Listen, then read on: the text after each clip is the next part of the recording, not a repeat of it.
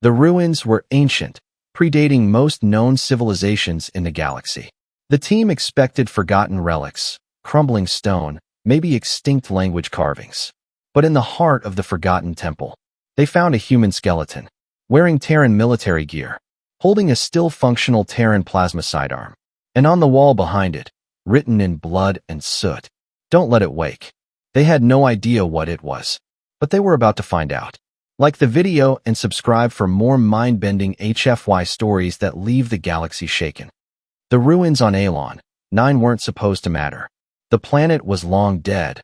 No atmosphere, no signs of recent life, just sand, stone, and broken structures. But the carvings were older than anything the galactic archaeologists had ever seen. Dr. Keverin, a Sarthani linguist, had only one word for the symbols etched into the obsidian walls. Prehistoric. Not just ancient. Wrong. They brought in scanners, drones, excavation bots. Weeks passed. Then one day, they found the door. It wasn't made of stone or metal. It was a seamless curve, as if grown from shadow and glass. And it pulsed.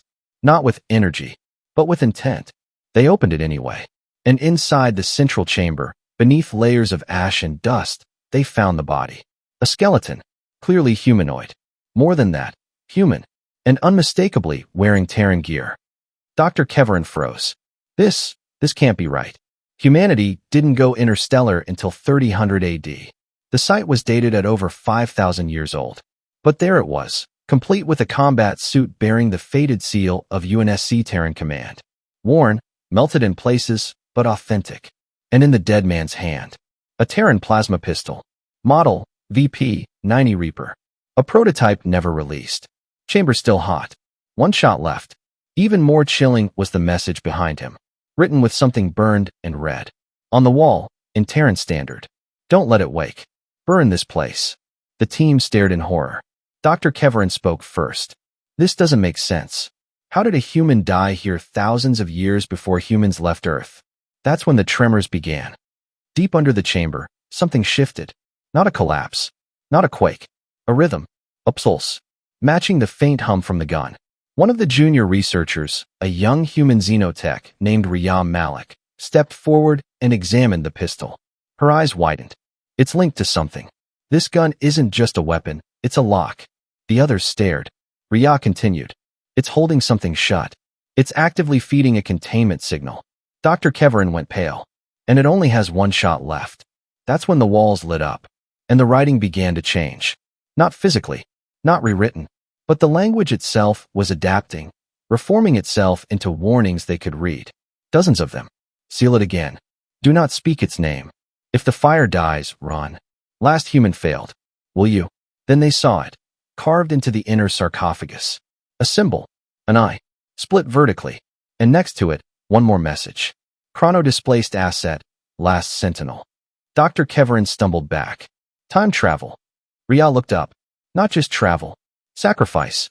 Someone sent this man back to stop something that shouldn't exist. The humming grew louder. The chamber floor cracked. Beneath them, a sealed tomb of layered black glass opened. Inside, something shifted. It had too many limbs. Too many eyes. No clear shape. And then, it looked up. Not physically, but through their minds. Riyah screamed, falling to her knees. "It's awake. It sees us." The others started to panic. And the gun in the dead man's grip began to vibrate. The containment failing. Only one shot left. She didn't hesitate.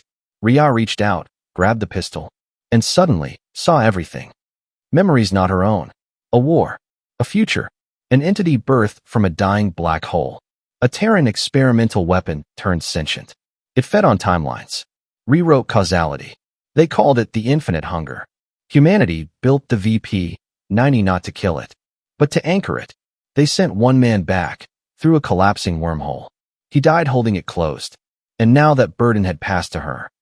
Riyah stood. The chamber roared with dark light and ancient sound. And then the creature rose. Its mind reached for hers. "Come closer, child. You've already failed." She didn't answer. She raised the gun. Still got one shot left. And fired. Light exploded. Not outwards. Inward. The gun's final shot wasn't a blast. It was a reset. The containment snapped shut. The tomb resealed. The pulse vanished. Riyah collapsed. and the chamber returned to silence. 3 days later, the excavation was sealed by Terran High Command. Black ships arrived. No markings. The remaining researchers were evacuated, debriefed, and silenced. All except Rhea. She was taken somewhere deeper. Somewhere older. Where others like her were training. Because Earth had known this day might come again. And now, they had a name for people like her. Sentinels.